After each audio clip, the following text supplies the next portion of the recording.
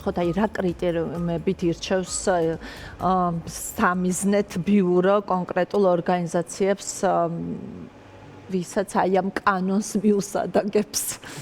მოგესალმები, მივესალმები თქვენ მაყურებელს. ეს კითხვა ალბათ უფრო ანტიკორუფციულს ეკუთვნის ან იმ პირებს, ვინც პრინციპში ცდილობს სამოქალაქო სექტორის განადგურებას საქართველოში.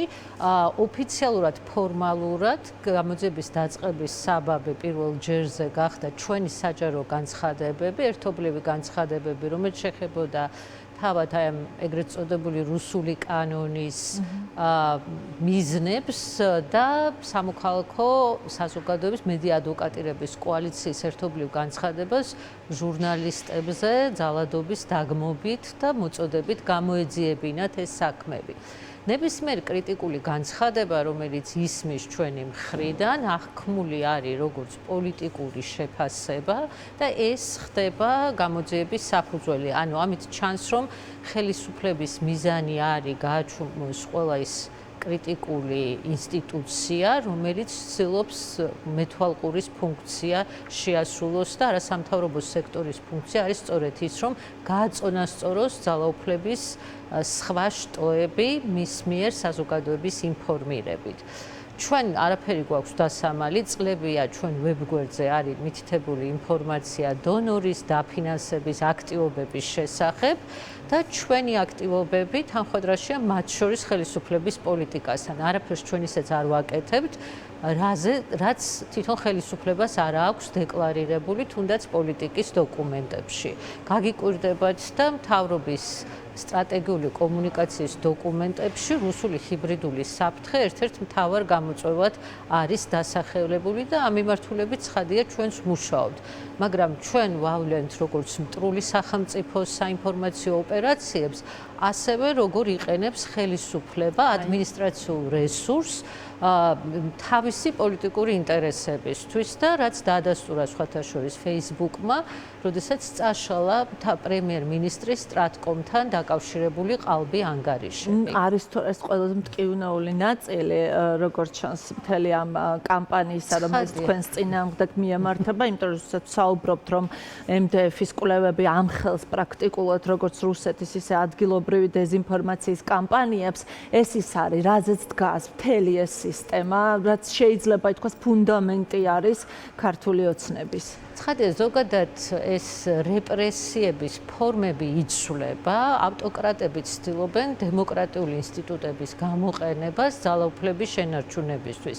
იმიტომ რომ ინფორმაციის манипуლირებით მათ ნაკლები რეპრესიების გამოყენება ჭირდებათ და ინფორმაციული ავტოკრატია სწორედ საზოგადოებრივი აზრით манипуლირებას ცდილობს და სამწუხაროა, რომ ისინი ამაში იყენებენ ადმინისტრაციულ რესურსს. ანუ ადამიანები, ვინც გადასახადის გადამხდელთ, ანუ საქართველოს მოქალაქეების გადასახადის ხარჯზე იღებენ ხელფასს და უნდა ემსახურებოდნენ მათ საჯარო ინტერესებს, რეალურად ისინი ემსახურებიან პარტიას და მათი დავალებით სამუშაო საათებში ცდილობენ მაგალითად სხვადასხვა მედიების, რომლის სარედაქციო პოლიტიკას ხელისუფლება ვერ აკონტროლებს, Facebook გვერდზე დატოვონ კომენტარები, ზოგ შემთხვევაში ჩვენ გამოვავლინეთ არარსებული ადამიანები, ტროლები, რომლებიც სხვა მოქალაქეების, რუსეთის მოქალაქეების ფოტოებით ინტერვიუს აძლევდნენ სახელისუფლებო მედიას.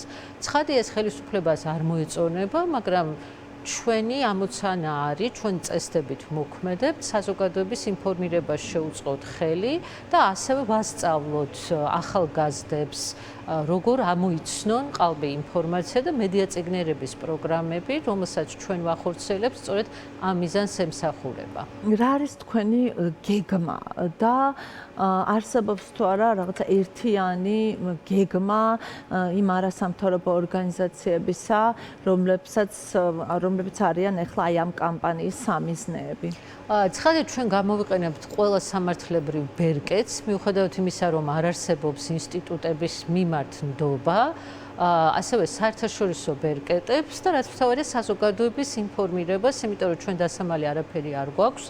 არც აქამდე დაგვიმალავს ინფორმაცია და ყველაფერი გამჭვირვალედ იყო მითითებული ჩვენ ვებგვერდზე. უბრალოდ საზოგადოებამ უნდა იცოდეს კარგად, რომ დაფინანსება, რომელსაც საქართველოს ეხმარებიან დასავლური ინსტიტუტები, ემსახურება საქართველოს მოქალაქეების ინტერესებს. იმიტომ რომ სახელმწიფო რომლის დაფინანსების თანხას იხდის ნიდერლანდების მთავრობა ან გერმანიის მთავრობა, განკუთვნილია ქართველი პედაგოგებისთვის, ახალგაზრდებისთვის, ქართულ ენაზეა და მათ ინტერესებს ვერანაირად ვერ მოიმსახურება. იგივე ფარას ინტერპრეტაცია, ამერიკული ფარას გაიგივება ჩვენთან, ეს კანონი არ ვრცელდება ჩვენზე. ფარა გულისხმობს უცხო ქვეყნის ინტერესების გატარებას და რა ინტერესი აქვს მაგალითად ჩემს მიერ ჩამოთვლილ ქვეყნებს ან ორგანიზაციებს საზოგადოებრივ აზრზე მოახდინოს გავლენა. როდესაც ქართული ოცნება ქირაობს ლობისტურ კომპანიას ან რომელიმე ოპოზიციური პარტია ამერიკაში, რომ მათი ინტერესები დაიცვას, ეს არის უცხო ქვეყნის ინტერესები, მაგრამ ჩვენ მოქმედებთ ჩვენი წესდებით, ჩვენი ამოცანებით და ვცდილობთ დავეხმაროთ საგანმანათლებლო სივრცეს, საგანმანათლებლო რესურსების შექმნით და საზოგადოებას ინფორმირებით, რათა არ მოხდეს საზოგადოებრივი აზრით მანიპულირება და თავისუფალ სივრცეში ადამიანებმა თავად შეძლონ ინფორმირებული არჩევანის გაკეთა. და ყველაზე მნიშვნელოვანი და ალბათ ხაზგასმა, როცა ჩვენ ვსაუბრობთ საზოგადოების ინფორმირებაზე, მნიშვნელოვანია, რომ პრაქტიკულად პირდაპირ ინსპექტირების მიზეზად უთითებენ არა ფინანსურ დარღვევებს, რაზეც მუდმივად ხდება აპელირება და რომელიც არის გამჭვირვალე და მე სულ ვამბობ, რომ არ ვიცი, ბანერი არის რაიმე ღონისძიება რომ არის, იქაც არ შეიძლება უბრალოდ, რომ იქ არ მიუთითო დონორის ან ლოგო, ან წყარო დაფინანსების და ასე შემდეგ და მიზეზად მიუთითეს არა ფინანსური დარღვევები, არამედ კრიტიკული განცხადებები, რაზეც ახლა ვსაუბრობდით და ის საერთაშორისო გამოსვლები. ეს საერთაშორისო გამოსვლები კიდევ დამატებითი წნეხი არის, როგორც ნებისმიერ ინტერვიუში შეიძლება ეს ინტერვიუც მოხდეს, იმიტომ რომ მეორე წელზე მითითებული იყო Deutsche Welle აკადემიის დაჯილდოებაზე ჩემი სიტყვით გამოსვლა, ასევე ტელეკომპანია ფორმულასა და TV პირველ ქალების ნარატივში ჩემი სტუმრობა. ნებისმიერ საჯარო განცხადებად ამბობთ თამარა. არა, ვამბობ იმას, რასაც აქვს საუბრო, აქ არის საუბარი კრიტიკულ შეფასებებზე, რომელიც ეხება ჩვენი ქვეყნის დემოკრატიულ უკუსვას, იმიტომ რომ ეს ეხება ყველას და ჩვენი ინტერესია, რომ საქართველო არ მოხდეს იზოლაციაში დასავლური ქვეყნებიდან, საქართველო გახდეს იმ სივრცის ნაწილი, რომლისკენაც ჩვენი წინაპრებიც მიისწრაფოდნენ, რომელიც ჩვენ კონსტიტუციაში არის აღიარებული და ეს არ გულისხმობს ჩვენ შიდა საქმეებში ჩარევას, იმიტომ რომ თუ ჩვენ ვაღიარებთ იმ ღირებულებებს, რომელიც გაზიარებულია ევროკავშირში, ჩვენ უნდა ვიცხოვროთ იმ წესებით, რომელიც საერთოა ევროპულ საერთო ოჯახში, იმიტომ რომ სხვანაირად ვერ გახდები ამ სივრცის ნაწილი და ეს მიდგომა, რომ დასავლეთს ევროკავშირს უფრო ჭირდება საქართველო, ვიდრე საქართველოს ევროკავშირი ან დასავლეთი, არის ფუნდამენტურად მცდარი. პრინციპში წარმოუდგენელი, ამ ფონზე რა ფონიც ახლა არის გორის საკრებულოს თავმჯდომარის გარშემო ატეხილ ამბავს გულისხმობ. პარადოქსულ ვითარებაში ვართ, როდესაც არასამთავრობო ორგანიზაციის წევრები, სამოქალაქო საზოგადოების წარმომადგენლები ისჯებიან მხოლოდ და მხოლოდ იმიტომ, რომ ამბობენ, რომ ეს ქვეყანა უნდა იყოს ევროკავშირის ნაწილი, ევროპული ინსტიტუტების ნაწილი და ამის გამო ბიურო გაკითხავს და გეუბნება, რომ შენ უცხო ქვეყნის ინტერესების გამტარი ხარ და აგერ საკრებულოს თავმჯდომარე New York Times აძლევს პირდაპირ რუსულ, არ ვიცი, განცხადებას, რომელიც რუსულ ინტერესებშია და მათი ხედავთ, რომ ერთადერთი უნდა დაუფასოთ გულწრფელობა, რომელიც მან გამოავლინა ამ შემთხვევაში და ჯობია ვაღიაროთ პრობლემები, რომელიც არსებობს საზოგადოებაში და ამაზე მოხდეს ადეკვატური შეფასება, ვიდრე თავი მოვიტყუოთ, იმიტომ რომ თქვენ თუ ჩახედავთ სხვათა შორის მთავრობის სტრატეგიული კომუნიკაციის დოკუმენტს, ისე კარგად არის დაწერილი, რომ გაგიკვირდებათ.